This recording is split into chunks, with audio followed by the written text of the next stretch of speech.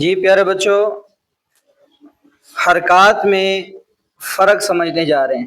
ہم نے حرکات ساری پڑھ لی ہیں الحمدللہ الحمدللہ۔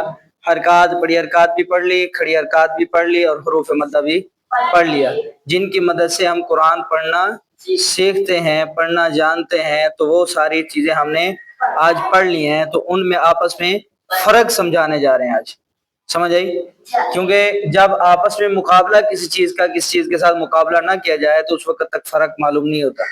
دو پہلوانوں کو جب تک ان کو آپس میں مقابلہ نہ کیا جائے تو پھر ان میں فرق نہیں واضح ہوتا کہ کون جیتا کون ہارا۔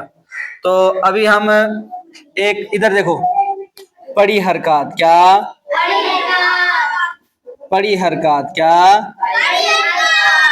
اس کے بعد کھڑی حرکات کیا؟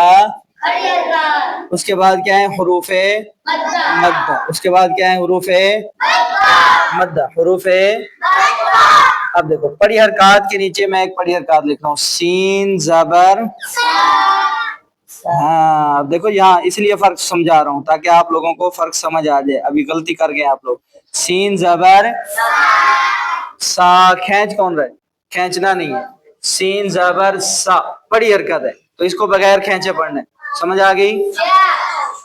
بڑی حرکات کو بغیر کھینچے بغیر جھٹکا دیے معروف پڑھا جاتا ہے، بغیر کھینچے بغیر جھٹکا دیے معروف پڑھا جاتا ہے۔ تو بڑی حرکات یہ میں نے یہاں لکھی ہے، تو اس کو کیسے پڑھیں گے؟ سین زبر سا، سین زبر سا، سین زبر سین زیر سین پیش۔ بڑی حرکات فرق سمجھ آ گیا؟ کیا بن گیا؟ سا سی سو، ٹھیک ہے؟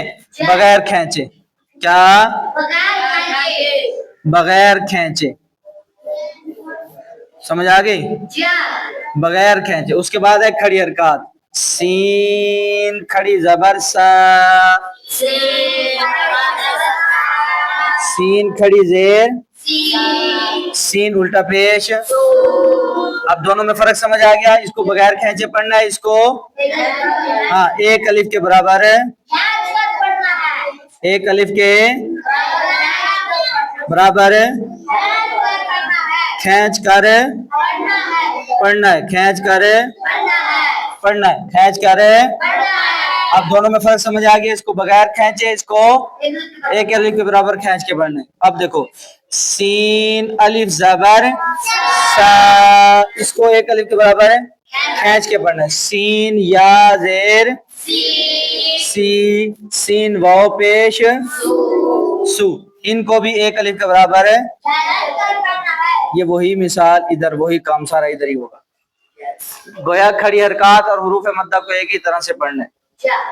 ایسے ہے سین کھڑی زبر سا، گویا کیسے پڑھ رہے ہیں؟ سین الف زبر سا، سین الف، اس کو اس طرح پڑھ رہے ہیں، اس کو اس طرح پڑھ رہے ہیں۔ یہ دونوں کے پڑھنے میں کوئی فرق نہیں ہے، صرف لکھنے میں فرق ہے۔ سمجھ آ گئی؟ اتنا پتہ چل گیا؟ اور ان میں سے جدا کون سی چیز ہو گئی؟ بڑی حرکات۔ بڑی حرکات کو بغیر کھینچے پڑھنا، بڑی حرکات کو بغیر کھینچے پڑھنا۔ اتنی بات سمجھ آ گئی؟ سمجھ آ گئی؟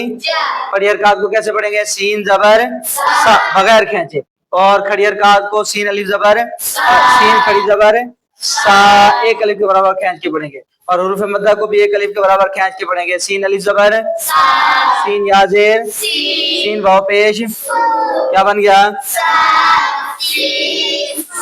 سمجھ آ گئی؟ ان حرکات کا آپس میں فرق سمجھ آ گیا؟